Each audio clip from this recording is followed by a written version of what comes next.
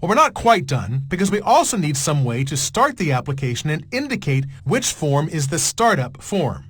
That is, how do you specify the first form to be loaded? Well, in code, every application has a procedure named main.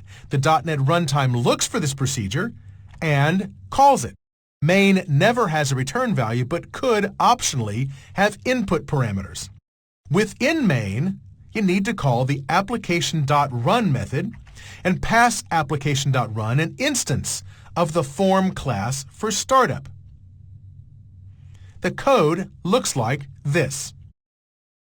The main procedure must be public, must be shared, meaning that it's available without creating an instance of the class that contains it, must be a sub so it returns no value, and within it we have a call to application.run with a new instance of the form class that we'd like displayed.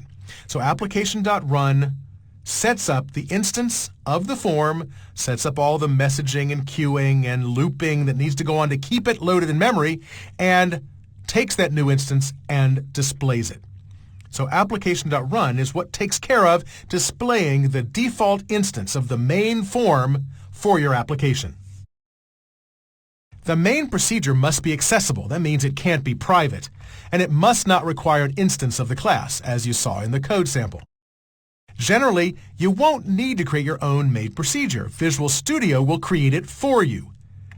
If you need to run special code at startup, you could add your own or modify the existing one. But in general, for most of our demonstrations, we'll never need to look at it again. You can use the project properties to change the startup object, and it will recreate that main procedure for you, calling application.run with the correct form.